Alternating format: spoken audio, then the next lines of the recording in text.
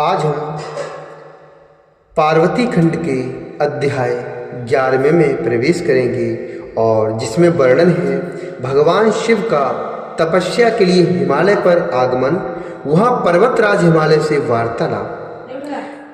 ब्रह्मा जी बोले, हिमालय की वह लोक पूजित पुत्री पार्वती उनके घर में बढ़ती हुई जब 8 वर्ष की हो गई, तब हे नारद उसका जन्म हिमालय के घर में जानकर सती के ब्रह से दुखी हुए शंकर जी सती की इस अद्भुत लीला से मन ही मन अत्यंत प्रसन्न हो उठे।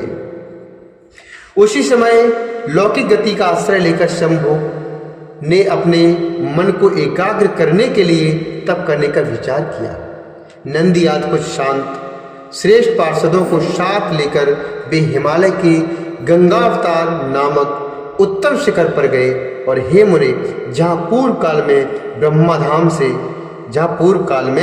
ब्रह्मधाम से प्रभावित होकर समस्त पाप राशि का विनाश करने के लिए परम पावनी गंगा गिरी थी, जितेंद्रिय हर ने वहीं रुककर तपस्या आरंभ की। वे आलस्य का त्याग कर चेतन ज्ञान स्वरूप नित्य ज्योतिर्मय निरामय जगन्मय चिदानंद स्वरूप द्वैतहीन तथा आश्रय रहित अपने आत्मभूत परमात्मा का एकाग्र भाव से चिंतन करने लगे। भगवान हर के ध्यान परायण होने पर नंदी भृंगी आदि कुछ अन्य पार्षद गण भी ध्यान में तत्पर हो गए। उस समय कुछ गण परमात्मा शंभु की सेवा करते थे और कुछ द्वारपाल हो गए। वे सब के सब मौन रहते थे और कुछ नहीं बोलते थे। इसी समय गिरिराज हिमालय उस औषधि शिखर पर भगवान शंकर का आगमन सुनकर आदर पूर्वक वहां गए।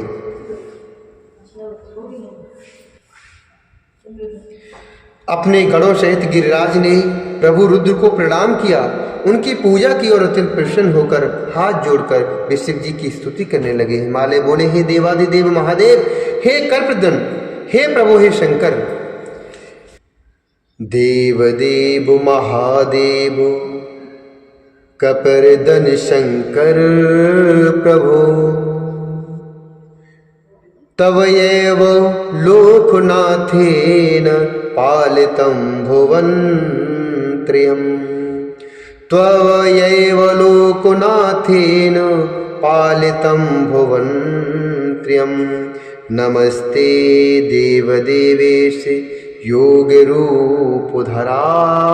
च, निर्गुणाय नमस्तुभ्यं सगुणाय विहारिणो, निर्गुणाय नमस्तुभ्यं सगुणाय विहारिणो।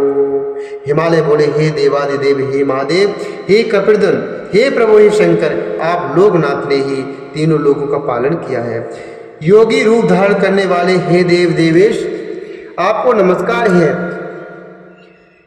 निर्गुण सगुण तथा विहार करने वाले आपको नमस्कार है। शंभु, आप कैलाशवासी सभी लोकों में विचरण करने वाले लीला करने वाले त्रिशूलधारी परमेश्वर, आपको नमस्कार है। सभी प्रकार से भरपूर गुणों के आकार विकार रहित सर्वथा इच्छा रहित होते हुए भी इच्छा वाले तथा धैर्यवान आप परमात्मा को नमस्कार है।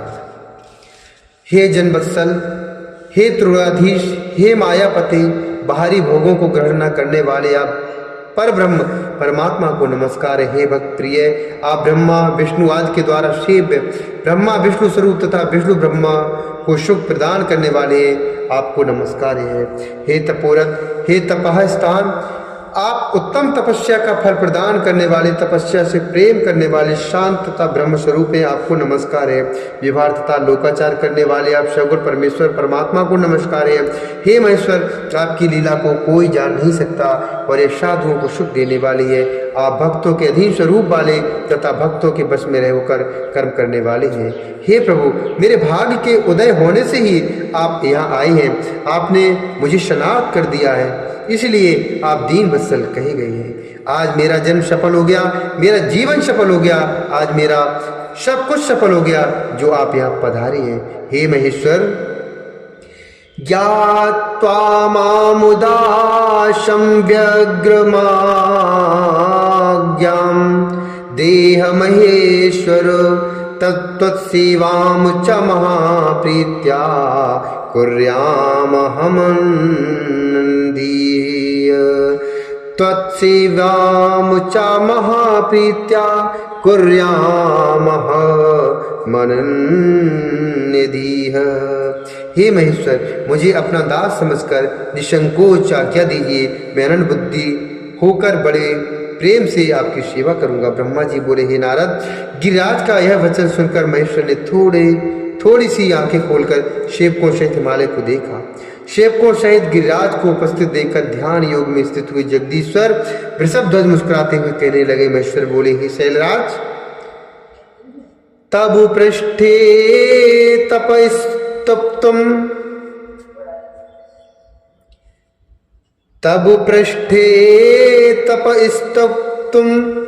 रहस्यं हमागतः यथा न कोऽपि निकटं क्षमायातु तथा कुरु, क्षमायातु तथा कुरु।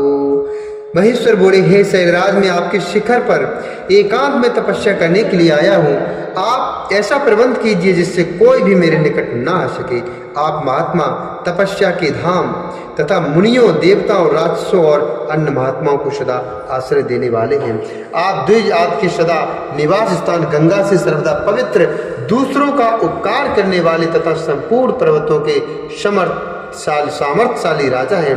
हे गिरिराज, मैं चित्त को नियम में रखकर यहाँ गंगावतरण स्थल में आपके आश्रित होकर बड़ी प्रसन्नता के साथ तपस्या करूंगा। हे शैलराज, हे गिरिश्रेष्ठ, जिस साधन से यहाँ मेरी तपस्या बिना किसी विघ्न के हो सके, उसे इस समय आप सर्वथा यत्नपूर्वक कीजिए। हे पर्वत प्रवर, मेरी यह सबसे बड़ी सेवा है। आप अपने घर जाइए और उसका उत्तम प्रीत से यत्नपूर्वक प्रबंध कीजिए। ब्रह्मा जी बोले, हे नारद, ऐसा कहकर सृष्टि करता हुए जगदीश्वर चुप हो गए। तब गिरिराज ने शंभु से प्रेम पूर्वक यह बात कही। हिमालय बोले, हे जगन्नाथ, हे परमेश्वर, पूजितो वशि जगन्नाथ मया त्वं परमेश्वर, स्वागते नादु विषये स्थितं त्वां प्रार्थयामि किम्, स्थितं त्वां प्रार्थयामि किम्। हिमालय बोले, हे जगन्नाथ, हे परमेश्वर, आज मैंने आपका स्वागत पूर्वक पूजन किया है। यही मेरे लिए महान सौभाग्य की बात है। अब मैं अपने देश में उपस्थित आपसे क्या प्रार्थना करूं? हे महेश्वर, बड़े बड़े यत्न का आश्रय ले लेने वाले देवता लोग महान तप के द्वारा भी आपको नहीं पा पाते हैं, आप तक नहीं पहुंच पाते हैं। वे आप स्वयं उपस्थित हो गए हैं, वो भी मेरे समक्ष। मुझसे बढ़कर कौन भाग्यशाली होगा? और मुझसे बढ़कर कोई भाग्यशाली भी नहीं होगा, और मुझसे बढ़कर कोई पुण्यात्मा भी नहीं है जो आप मेरे पृष्ठभाग पर तपस्या के लिए उपस्थित हुए हैं। हे परमेश्वर, मैं अपने को देवराज इनसे भी बढ़कर समझता हूँ, क्योंकि गणों से आपने यहाँ आकर मुझे अनुग्रह का भागी बना दिया है। हे देवेश, आप स्वतंत्र होकर बिना किसी विघ्न के उत्तम तपस्या कीजिए। हे प्रभु, मैं आपका दास हूँ, अतः सदा आपकी सेवा करूँगा। ब्रह्मा जी बोले, हे नारद, ऐसा कहकर वे गिरिराज तुरंत अपने घर आ गए और उन्होंने अपनी प्रिया को बड़े आदर से वह सारा वृत्तांत सुनाया। तत्पश्चात शैलराज साथ जाने वाले परिजनों को तथा अपने समस्त गणों को बुलाकर उनसे भली बात कहने लगे।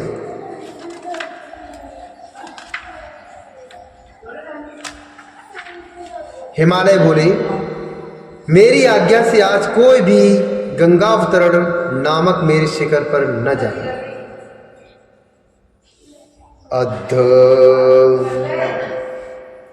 यह मैं सत्य कह रहा हूं। यदि कोई व्यक्ति यहाँ जाएगा या कोई व्यक्ति वहां जाएगा तो मैं उस महादुष्ट को विशेष रूप से दंड दूंगा। यह मैंने सत्य कहा है। हे मुनि, इस प्रकार अपने समस्त गणों को शीघ्र ही नियंत्रित करके हिमवान ने विघ्न निवारण के लिए जो सुंदर प्रयत्न किया उसे आपको बता रहा हूँ, आप सुनिए। इस श्री शिव महापुराणे द्वितीयायाम रुद्रसंहितायाम तृतीय पार्वती खंडे शिव शैल समागम वर्णनम नामेका दशोध्याय।